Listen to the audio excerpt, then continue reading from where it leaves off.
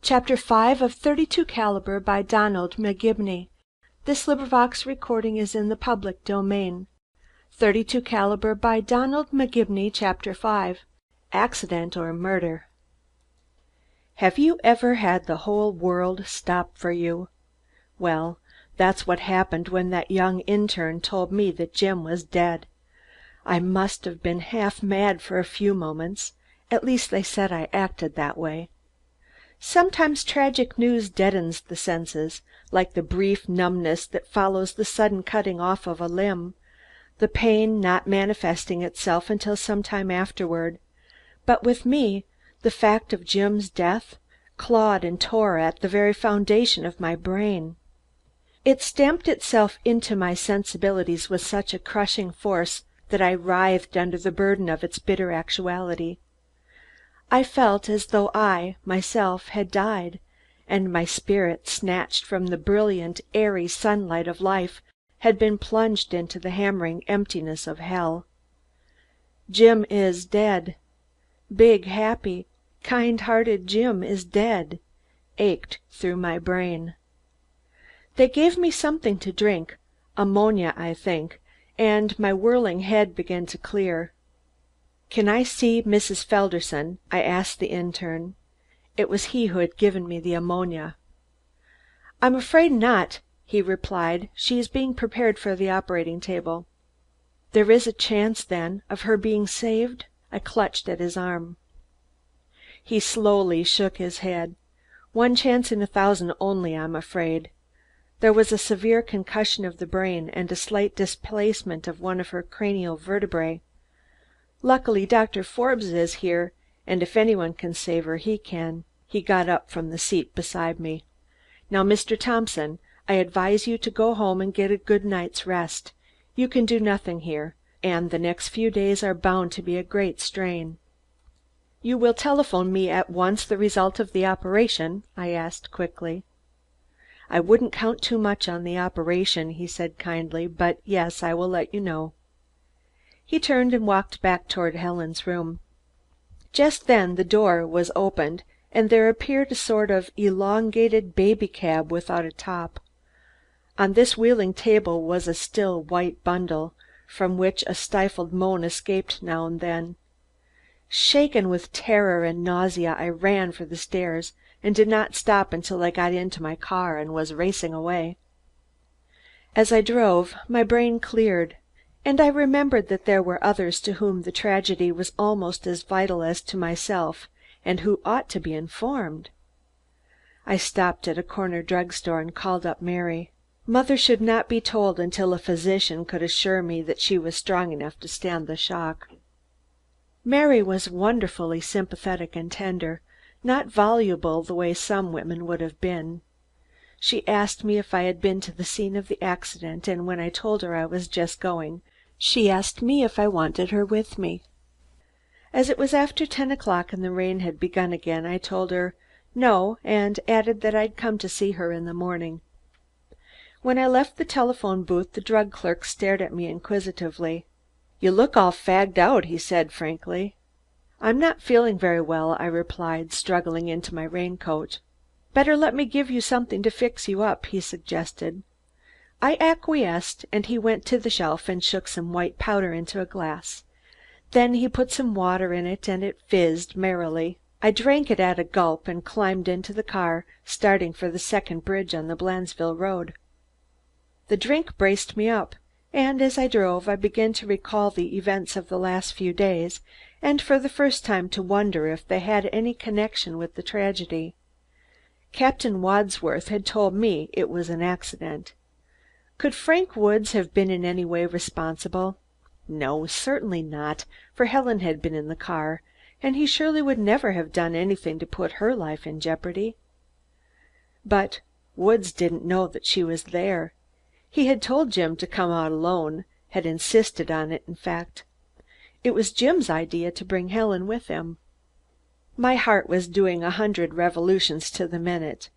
Now that I had hit on this idea, every fiber of my being cried out that Frank Woods was in some way responsible. I tried to urge my car to more speed. The wreck would surely tell me something. I determined to hunt every inch of ground around that place for a clue. Woods would have to prove to me that he had nothing to do with the accident before I believed him innocent. I drove up the long hill overlooking the little bridge that had suddenly assumed such a tragic significance in my life. It lies at the bottom of a hill about halfway between the city and the country club, and on the loneliest stretch of the entire road. There are no houses about, the city not having grown that far out, and the soil being entirely unusable for farming. In fact, there are only one or two large trees near by to break the desolate expanse, the vegetation consisting mostly of thorny bushes springing from the rocky soil. There have been several accidents at that bridge, for its narrowness is deceiving and it is impossible for two autos to pass. Motorists going to the club usually let their cars out on the long hill, and if another car coming around the bend from the opposite direction reaches the bridge at the same time, only skillful driving and good brakes can avoid a smash-up. The matter has been brought to the attention of the authorities several times, but nothing has ever been done, either to widen that bridge or to warn automobiles of the danger. As I reached the top of the hill, I saw that two automobiles had stopped at the bottom, and, noticing that their lights blinked as people passed back and forth in front of them, I was convinced that a small crowd had gathered, probably out of curiosity. I slowed up as I neared the spot and came to a stop at the side of the road. A motorcycle cop walked up to my car. "Inspector Robinson, sir?" "No," I answered. "I am Warren Thompson, brother-in-law of Mr. Felderson, who had the accident." "How did it happen, do you know, Sergeant?" "It was the fault of the bridge again, sir. I told the chief that something ought to be done. This is the third accident in 6 months. We've been trying to find the other car." "What other car?" I asked. "The car that made Mr. Felderson take the ditch," he explained. "He must have been driving fast. He usually did. Many's the time I've had to warn him. And must have seen the other car would meet him at the bridge. He stopped too quick, skidded off the road and turned over in the creek." I shuddered as I pictured the scene. One of the automobiles turned around and the lights picked out the upturned wheels of Jim's car. It looked like some monster whose back had been broken.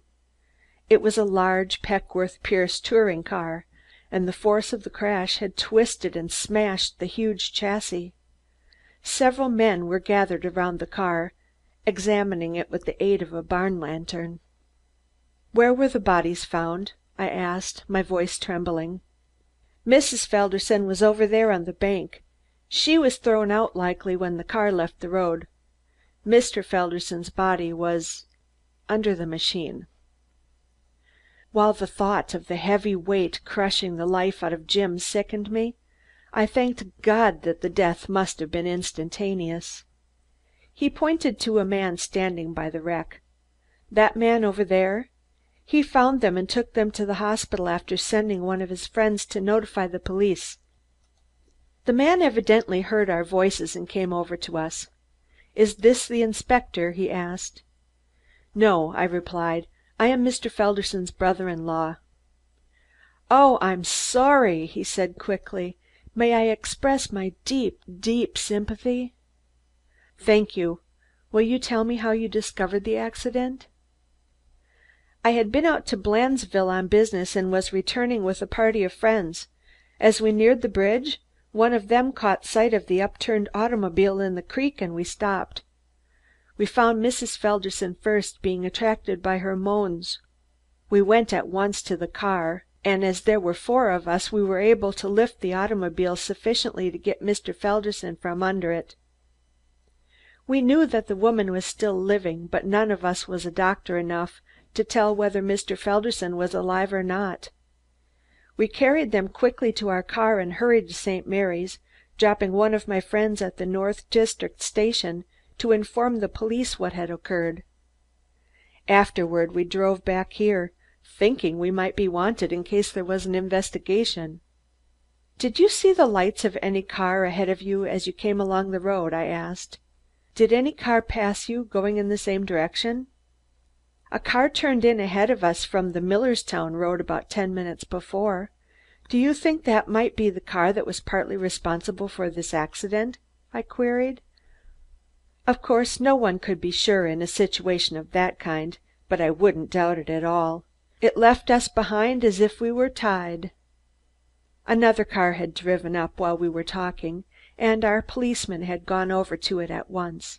He came back now, accompanied by a short, heavy-set man in plain clothes. "I am Inspector Robinson, detailed to examine into this affair. Were you the man who discovered the accident?" he asked, addressing my companion. "Yes, Inspector. Pickering is my name. I'm with the Benefit Insurance Company." He told of the circumstances of the discovery to the plain clothes man, who, all the time Pickering was talking, bustled up and down and around the car.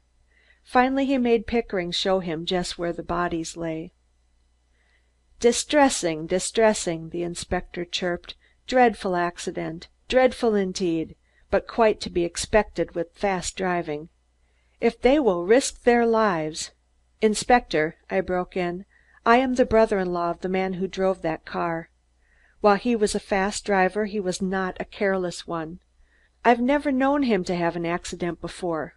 The little man irritated me. "That's the way it always happens," came back at me. "They take risks a dozen times and get away with them, and then blooey!" "But aren't you going to find the other car?" I demanded. "What other car?" he snapped. "The one that must have been coming from the opposite direction, that caused this accident." "Do you know there was any such car?" he bristled. "There must have been," I answered. "No accident has ever happened here except under such circumstances. Besides, Mr. Pickering saw a car turn into this road ahead of him not 10 minutes before the accident." Robinson looked from me to Pickering as though we were both conspiring to defeat justice. "Did you see such a car?" he barked at Pickering. "A car turned out of the Millerstown road and went toward the city about 10 minutes before we discovered the bodies," Pickering replied evenly. "Why didn't you say so?" the detective asked sharply. "What kind of a car was it?" "A black limousine with wire wheels. I couldn't see the number." Robinson's humor seemed to have come back. "Now we're getting on," he said, rubbing his hands. "That's better. That's much better. If you gentlemen had just told me that in the first place, we'd have saved all this time." He turned to the motorcycle policeman. "Feeney, go over to Millerstown and inquire if a black limousine with wire wheels stopped there tonight between 8 and 9 o'clock." A figure, unnoticed in the darkness, approached. It proved to be a lanky farmer, who spoke with a decided drawl. "I reckon I can help you thar. There was a big limousine tourin' car, wire wheels, went through Millerstown 'bout 8:30, quattah to 9. I know, 'cause it dern near run me down." "Do you live in Millerstown?" the inspector questioned. "Yep. Came over to see the accident." "Did that auto stop in Millerstown?" The farmer chuckled and expectorated. "It didn't even hesitate." "Can you tell me anything else about it?" I spoke up. The inspector glared at me. "I'll conduct this investigation, Mr. The farmer scratched his head. "Well, nothin' much. It went too blame fast for me to git more'n a good look. But I did see that it was full o' men, an' the tail light were busted, an' they wasn't no license on it." "You sure of that?" the inspector asked. "Yep," he said. "I'm sure, 'cause I was goin' to report 'em." Again the inspector turned to Feeney, who had been listening intently. "Feeney, go in and tell the chief to issue instructions to all the force to keep an eye out for a black limousine with wire wheels and a broken tail light and no license tag. My friend," he said, turning to the farmer, "I thank you for your information. By tomorrow night we'll have that car and the parties concerned. By gad! They had their nerve running away after the accident. The damn rascals, killing people and then running away. I'll grill their toes for them." The malice of the little detective, his readiness to jump from one conclusion to another, reminded me for all the world of some disagreeable little barking dog that chases every passing vehicle. I bade him good night, shook hands with Pickering, and was on my way back to my car, when another automobile drove up. 3 men jumped out, and as they passed in front of the lamps, I recognized Lawrence Brown and Fred Paisley from the club. The third man was Frank Woods. As I caught sight of his well set up figure, all the hatred I had for him seemed to rise in my throat and choke me. Try as I would, I couldn't separate him from the tragedy. When the farmer said the black limousine was full of men, I realized that Frank Woods couldn't have been one of them, and yet so great was my distrust of the man that I felt like accusing him on the spot. Larry Brown caught sight of me and wrung his hands. "Damn it, old man, I can't tell you how sorry I am." Paisley patted me on the back. "If there's anything we can do, Thompson." I shook my head and tears came to my eyes. They made me realize poignantly how much I had lost. Woods didn't join us. He knew if he tried to sympathize with me after the affair of the other day, I would throttle him for his hypocrisy. "Was Jim killed outright?" Brown asked. "Yes, and there's one chance in 1,000 for Helen." Both men started. Was Mrs. Felderson there? "They telephoned us at the club that Jim had been killed, but we didn't know she was with him." They glanced at each other and then at Woods, who was standing by the side of the overturned car. "You'd better tell him, Larry," Paisley muttered. "Doesn't he know?" I asked. "Of course not," replied Brown. "He was out there at the club with us. I'm afraid it will hit him awfully hard." He stepped over to Woods, and taking him by the arm they disappeared into the darkness. We heard a choking cry, and the next moment Woods came running toward us. His face was distorted with horror, and his eyes were almost starting from his head. "Thompson, for God's sake, tell me he lies! Tell me he lies!" he shrieked. "Helen wasn't in that car." The old suspicions came tumbling back, and 100-fold. I turned cold all over. "It is true," I said. "Mrs. Felderson is in the hospital at the point of death." With a stifled groan, Woods sank to the ground and buried his face in his shaking hands. Chapter 6